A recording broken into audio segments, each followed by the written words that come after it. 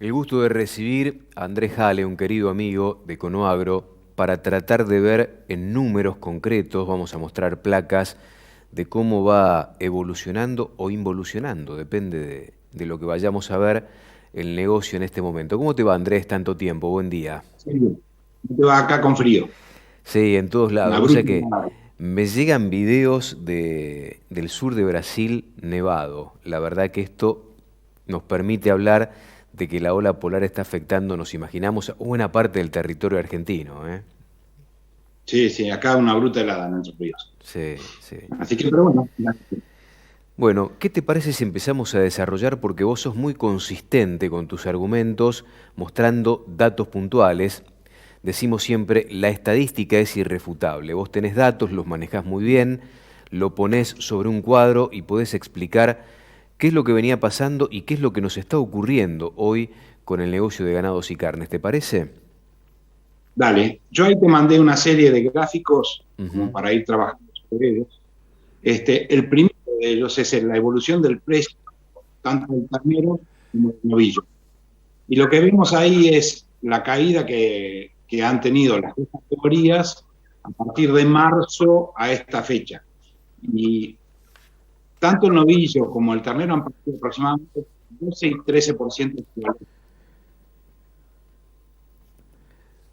Vos sabés que te pierdo por momentos, se te pierde el audio mientras estamos viendo la placa de la caída, Sí, precios constantes, ¿no? De esto estamos hablando, que es lo que hay que medir sobre todo en un contexto donde la economía argentina va mostrando una inflación que está inclusive por encima de su presupuesto planteado el año pasado, dicen algunos caminos al orden del 50%, pero lo que venimos viendo que está siempre por arriba del 3% mensual. Por lo tanto, hay que elaborar valores y precios constantes para tener real dimensión de cómo está afectando hoy por hoy la baja. Vos decís que tanto en ternero como en novillo la baja es del orden del 13%, ¿puede ser?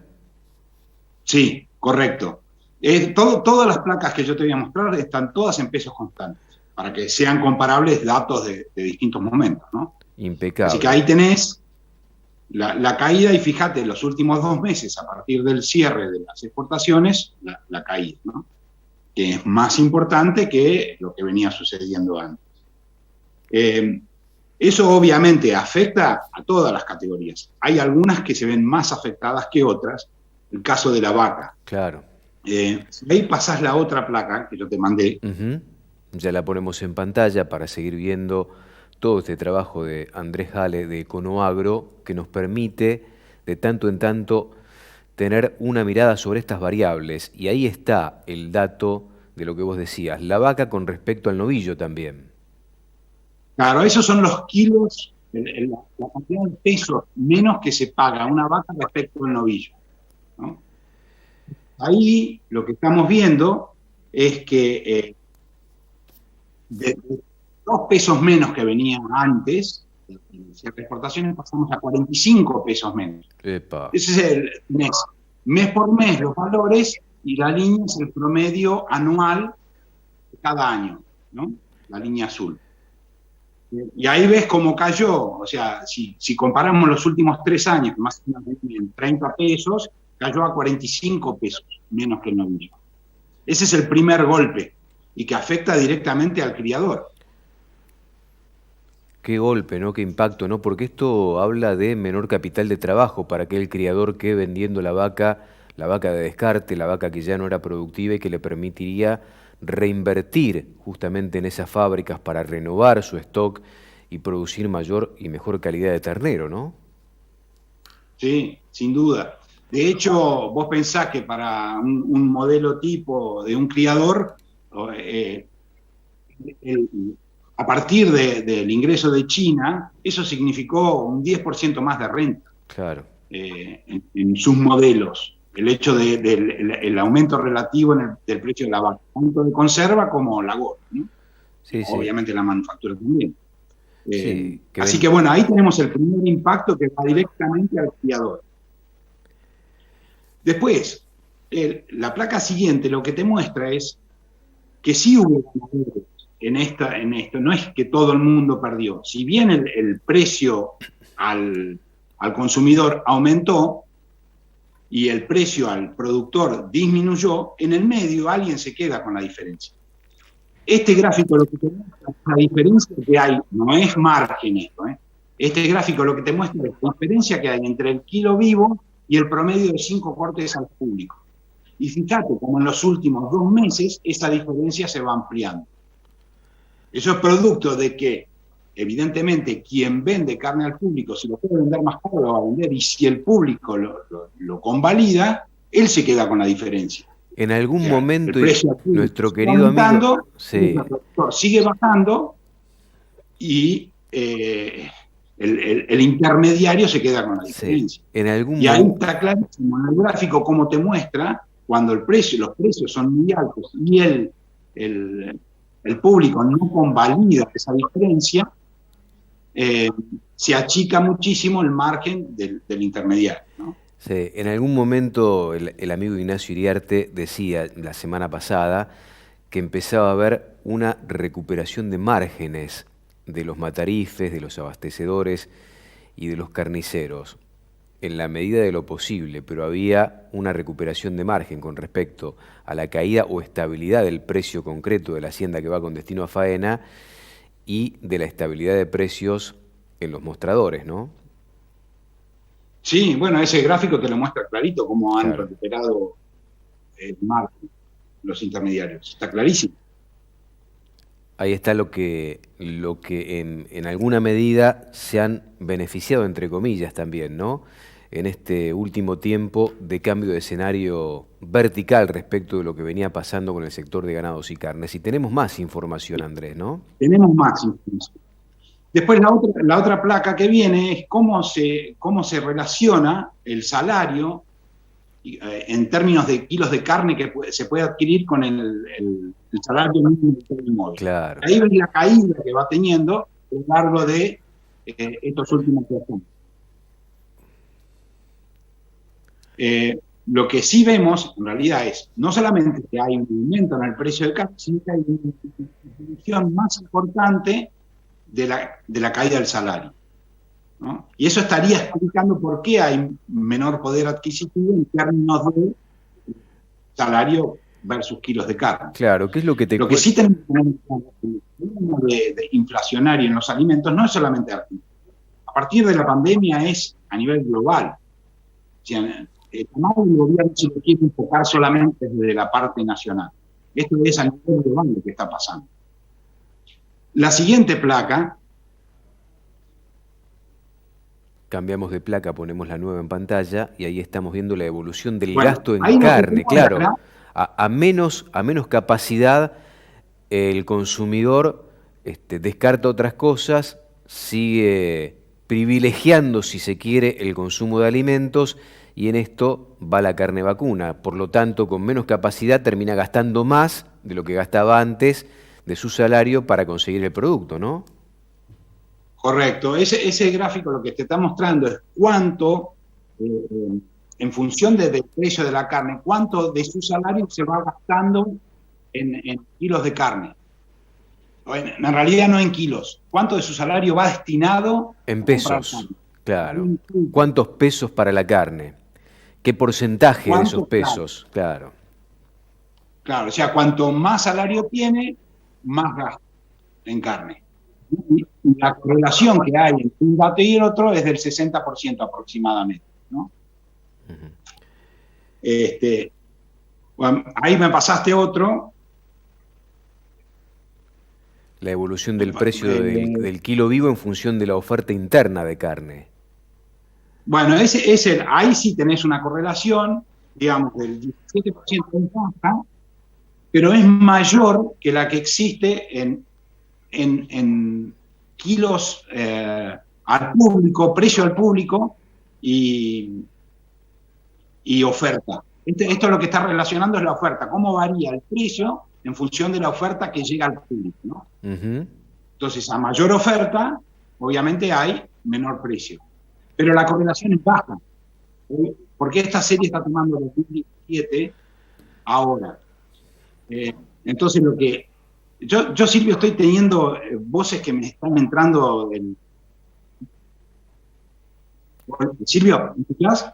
Yo te escucho con alguna interrupción, pero no tengo voces que interfieran tu conversación, así que en ese aspecto quédate tranquilo, Andrés. Se ve que la señal de Bueno, internet es un inconveniente para que tu charla sea del todo fluida, para que la podamos escuchar con fluidez como lo hacemos habitualmente.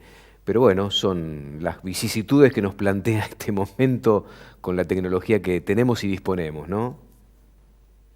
bueno, ese segundo gráfico ahí lo que te muestra es cómo cae la correlación cuando se considera el precio al público, ¿no? Claro. Ese sería el otro gráfico que viene después de este. Sí, es clarísimo, ¿no? Es clarísimo todo lo que está pasando con este cambio radical de escenario que tiene el sector y las consecuencias se ven en estos gráficos que vos bien marcás, Andrés. Impecable trabajo, la verdad que es esclarecedor en muchos aspectos. ¿Tenés algún dato de lo que ha pasado con la vaca? Quizá haya sido este el producto más afectado como consecuencia de las nuevas restricciones que tienen las exportaciones de carne vacuna, Andrés. Sí, son los datos que te pasé en el segundo gráfico, ahí se ve claramente cómo pierde peso relativo respecto del novillo, ¿no? Ujú. Bueno, ahí vemos lo que yo te decía, cómo no hay correlación entre el precio al público y la oferta de kilos de carne. Vos nos Y esto yo te pasaste mencionaba. en el segundo gráfico de la vaca en cuanto a lo que recibe el productor como consecuencia de la venta. ¿Has visto una caída en el volumen de venta de vaca a propósito de esta realidad que hace que por ahí el productor trate de defenderse eh, dentro de lo posible? Bueno, Porque a veces no se puede retener la mayor cantidad de tiempo que uno quisiese esa vaca en el campo, teniendo en cuenta las dificultades que tiene un animal para sostenerse en pie en esas condiciones, ¿no? en mayo contra mayo tuviste una caída del orden del 30% y junio contra junio del año pasado del 26% de la afluencia de vacas a faena. Y eso obviamente porque la caída del precio lo que hace el productor es desencillar hasta que aclare. Claro, Están viendo a ver si hay una posibilidad o mucha vaca que por ahí no estaba gorda, que digamos la vaca gorda sufrió menos la pérdida de valor que la claro. vaca manufactura conserva, y entonces quien puede la espera, está tratando de engordarla, y quien no está esperando a ver si el precio recupera. Yo creo que eso es atribuible a la caída tan importante que ha habido de vacas en la faena, ¿no? Si bien la caída ha sido general, de todas las categorías, ha sido mucho más importante la caída en la faena de hembras que en la de machos. Machos ha sufrido año contra año, o sea, 6 meses estos versus los 6 meses de 2020, un 2,5% aproximadamente. Claro, casi imperceptible, La diría. caída importante fue de hembras, y sobre todo dentro de las hembras de vaca. Y justamente se explica por la caída en el precio, ¿no? Ujú. Nos Lo que queda, sí vamos a ver va a ser una falta de consumo liviano en un tiempo no muy lejano. bueno, Y eso se ve claramente con la caída en los ingresos que ha habido en los feedlot, en los feedlots, claro. ¿sí? Tenés 100.000 cabezas menos. Ahí está, Bueno, mira. ahí tenés justamente ese gráfico, ¿no? Ese gráfico te muestra, tenés 280.000 cabezas promedio que entraron en este año contra, si comparás del año pasado, 360.000, o 390.000 el anterior, o 400 y piquito de mil hace 2 años atrás. Es decir, vos fíjate que siempre, de cualquier manera, todos los años, hay un pico en el ingreso que coincide con la zafra. Bueno, ese pico este año ha sido muy inferior a lo de años anteriores, y eso eventualmente lo vas a ver. Lo vas a ver posiblemente ya a partir del mes que viene, de ahí para adelante. Es determinante. Esto, Sin esto duda se que lee como pérdida de capital de trabajo, Andrés, ¿no? y para el engorde a corral, sí. Seguramente las cabezas esas están en otro lado, no es Claro. que sean... Por ahí están en un proceso de recría que demora en el ingreso al corral. Veremos Sin duda. cuánto Sin tiempo. duda, Claro, porque los números no te daban.